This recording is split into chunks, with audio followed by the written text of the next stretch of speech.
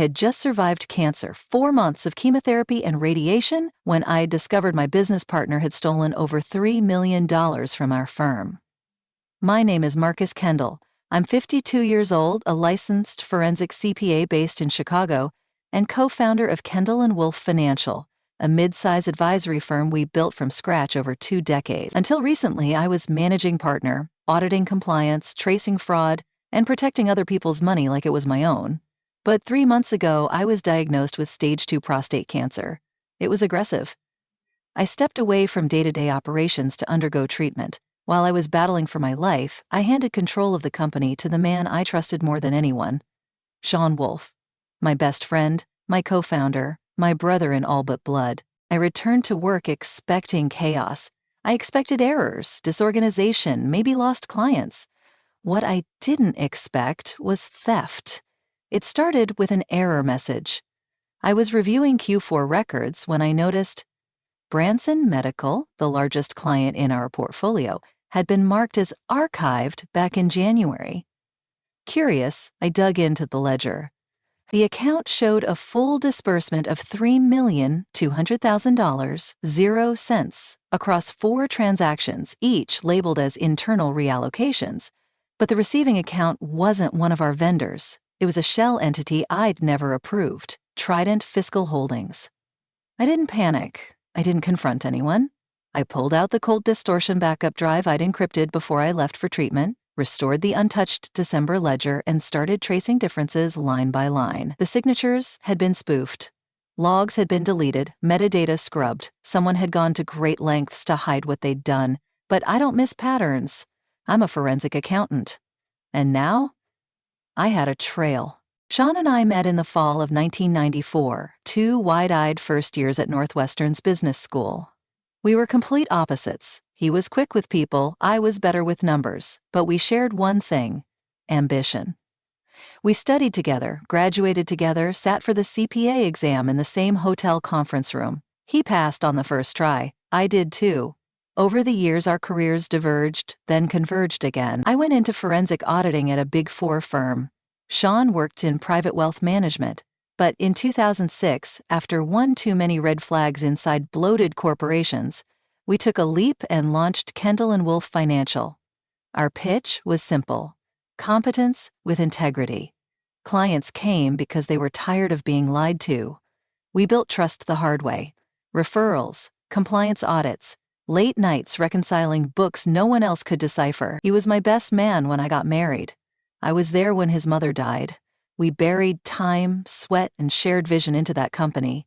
I never once imagined he could betray it. When I was diagnosed last October, I didn't hesitate to hand him the keys. I gave him full administrative access, power of attorney for operational decisions, and the authority to act on behalf of the firm while I underwent treatment. Cancer doesn't give you time to micromanage.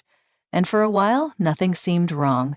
He visited me in the hospital, said the books were stable, that the transition had been smooth. Our quarterly report showed no red flags, at least the ones he forwarded me.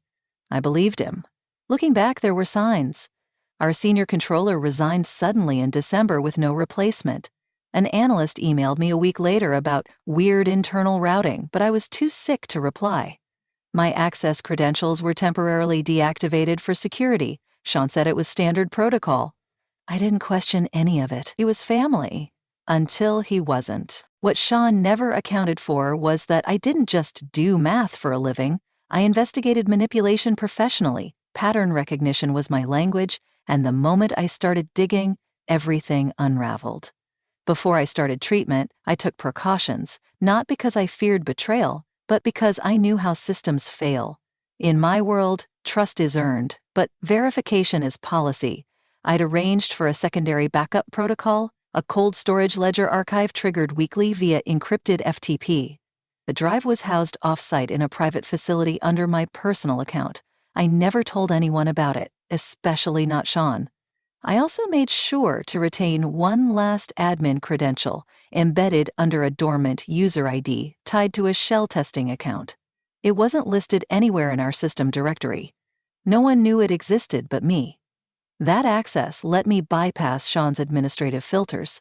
Once I was in, I downloaded 3 months of vendor and payment data and started comparing signatures, ledger entries, and metadata timestamps against our pre-treatment records. It didn't take long to find patterns. Payments to Trident were processed using spoofed internal memos. Routing numbers were real, but masked through a third-party processor in Delaware, and every disbursement had one common denominator. All were authorized under Sean's credentials. On days I was actively hospitalized, I took a break, walked outside into the March cold, and called up the Secretary of State's business registry. I entered the name Trident Fiscal Holdings. The listing appeared instantly. Date of incorporation, January 9, 2025. Registered agent, Sean Wolf. Business address, Suite 422, 912 North Wabash Avenue. Our building. I stared at the screen. January 9th was the exact day I was admitted for inpatient chemotherapy. While I was hooked up to an IV fighting for my life, Sean had registered a shell corporation using our company's address. He didn't just steal, he planned. And now I would too. The company was formed the same day I entered the hospital. The legal agent was my best friend. The first rule of forensic work is simple: preserve the original. I cloned everything: payment histories, access logs, server snapshots. I labeled and timestamped each copy. Then I ran side-by-side comparisons between the current system and the archived December backup I'd pulled from cold storage. The differences were surgical. Where there should have been vendor memos, there were vague references like strategic trust repositioning. Signature approvals on major disbursements had no accompanying authorization letters. Metadata timestamps showed they were processed at 3:14 AI evening, 2:41 AI evening, 4:03 AI evening. Always outside business hours. Sean was working in the dark, literally. More disturbing, the disbursements to Trident weren't one-offs. There were dozens, each from a different client account, each just under $500,000. 0 cents, low enough to avoid triggering automatic compliance alerts. I traced the patterns using pivot tables and API-scraped bank records. In total, I counted $7,400,000 0 cents routed through Trident in 12 weeks. I leaned back from the screen and rubbed my eyes. This wasn't opportunistic theft. It was systemic, coordinated, layered with intent.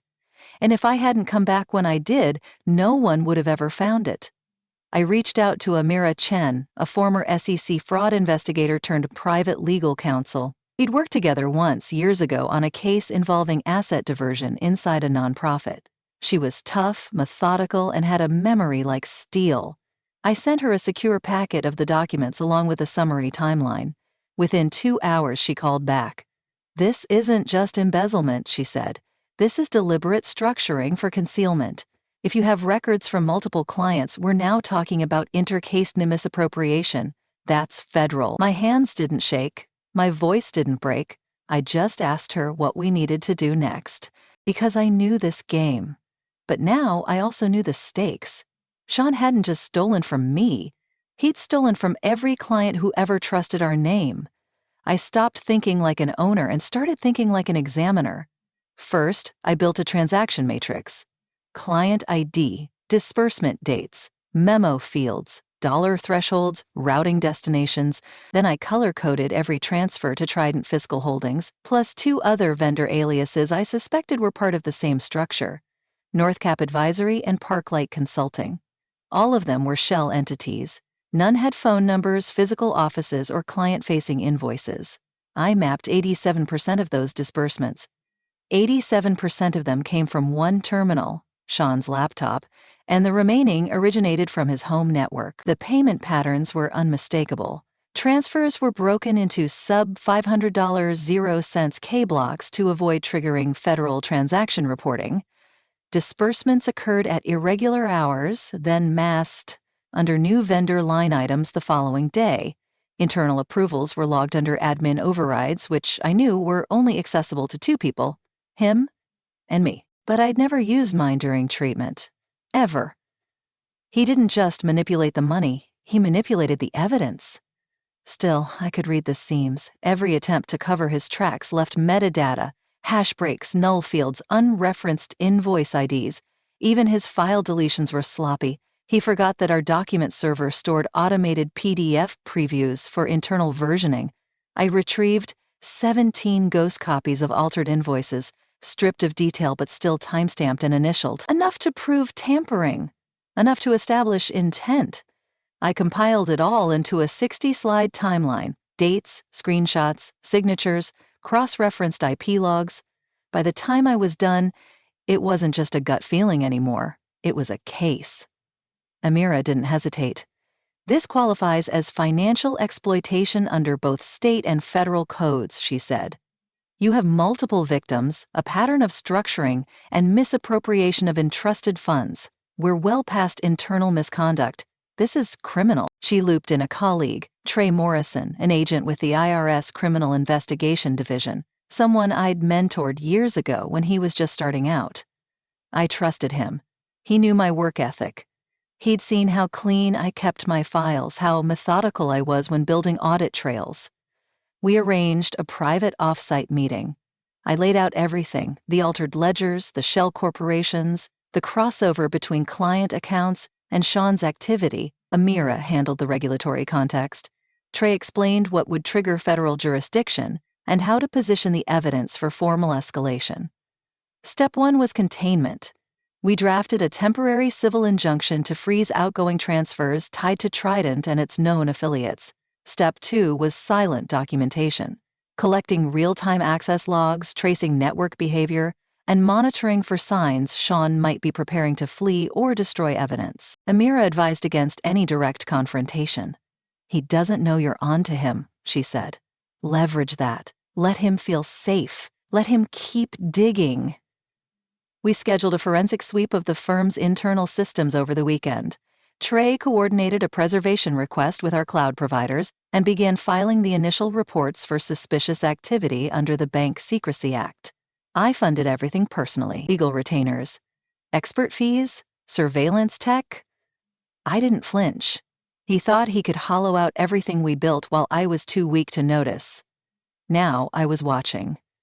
And I had a team. The deeper we dug, the less this looked like one man's betrayal, and the more it resembled a business model. Trident Fiscal Holdings wasn't an isolated entity. Trey cross-referenced their EIN with corporate registries in multiple states and found links to 3 additional shell companies: Northcap Advisory, Parklight Consulting, and Zephyr Financial Group. All had been incorporated within a 3-month window. All shared overlapping business addresses and recycled corporate officers. The same registered agent appeared on each.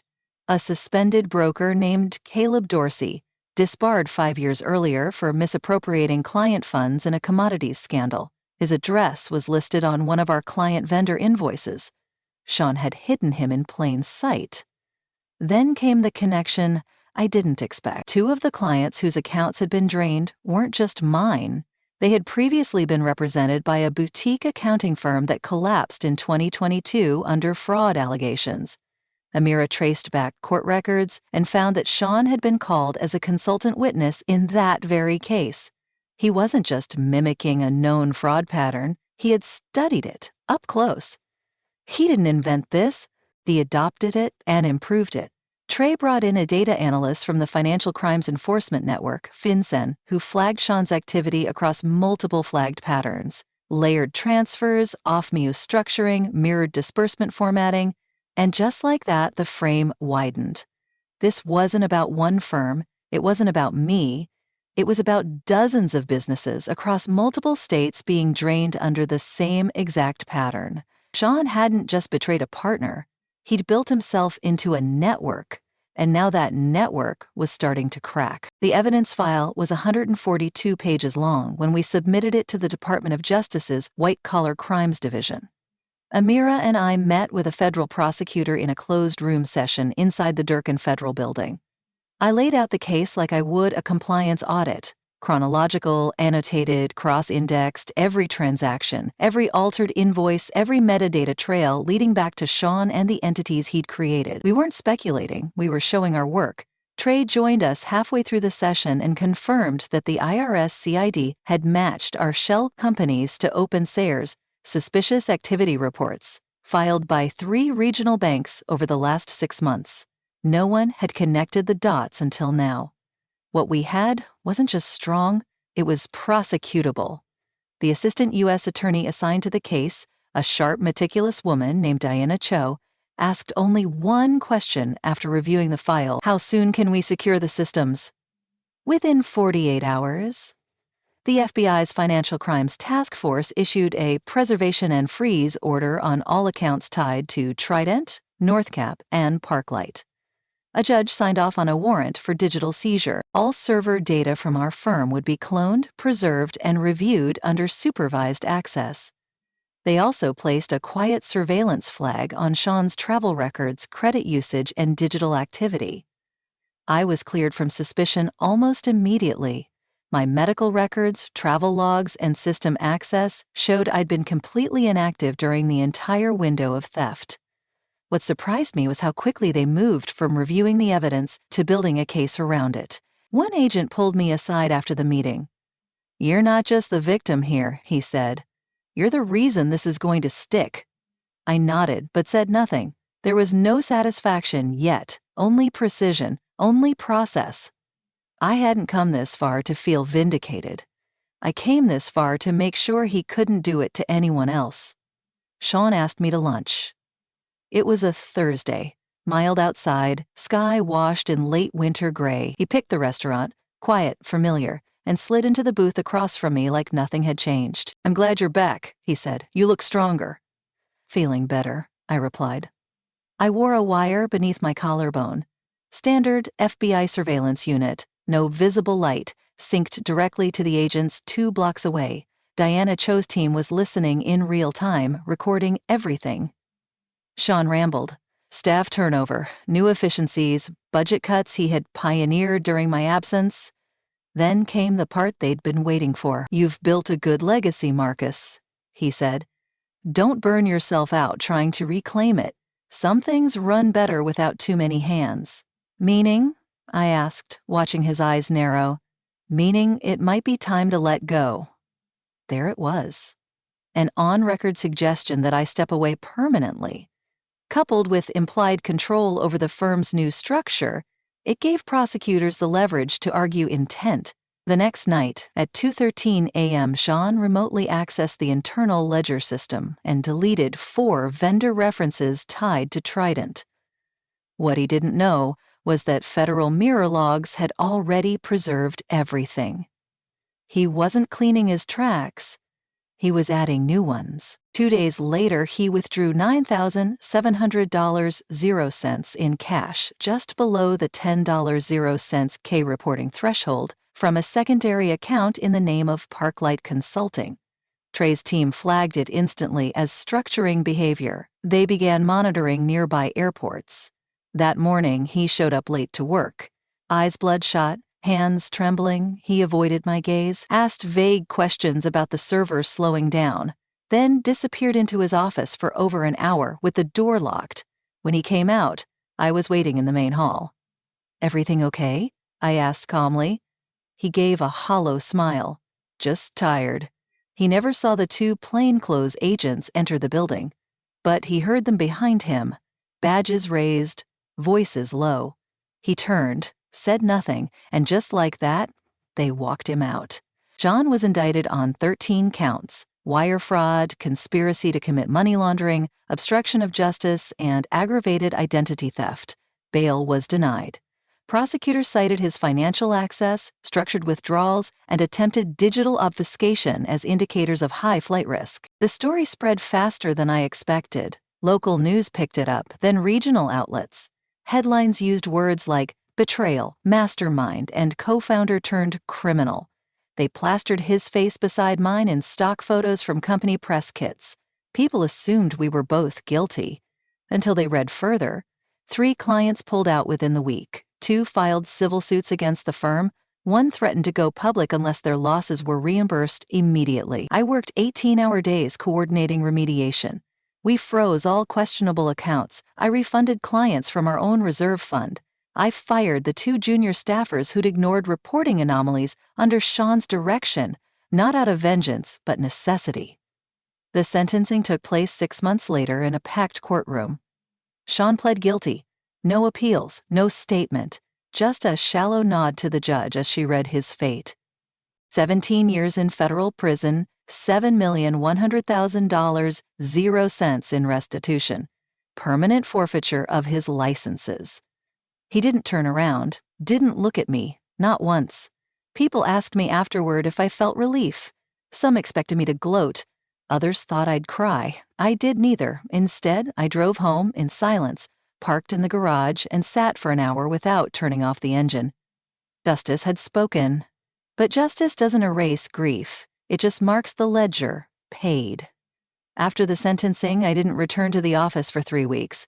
There was nothing left to prove. The firm was intact, barely, but I'd kept it from collapsing. The staff adjusted, clients stabilized, but I didn't. What do you do when the person who knew your secrets, toasted your wedding, buried your parents beside you, turns out to be a man who could rob you while you were trying not to die? I stopped sleeping. Woke up at 3 a.m. for no reason. My body wasn't fighting cancer anymore, but it was still on alert, wired, defensive, suspicious of silence. I replayed every phone call we'd had during those months, every visit he'd made to the hospital, every hand on my shoulder, and yet I couldn't remember him blinking. He looked at me like a man managing optics, not grief, not loyalty, optics. I started writing things down, not for court, not for records, just to make sense of the fracture. My memories were intact, but their meaning had changed. An ECOS betrayal doesn't just take your trust, it rewrites your past. There was one evening, early April, when I stood outside the firm and watched the sun fall behind the buildings. I realized I had survived 2 deaths, one inside my body and one inside my history, but I was still standing. 1 week later, I met with Amira and told her I was stepping back from active leadership, not retiring, not quitting, just redefining the mission. She asked me what came next. I didn't answer, but a small idea had started forming. Quiet, sharp, unfinished. A thought I wasn't ready to name but couldn't ignore.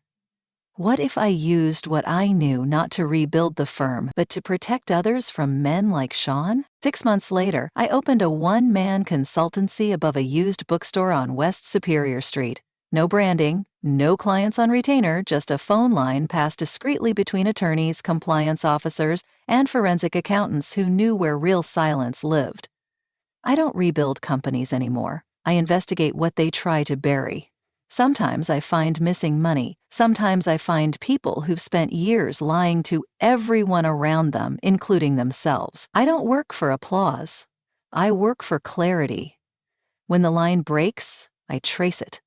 When a record disappears, I reconstruct it. I've learned that justice doesn't always shout.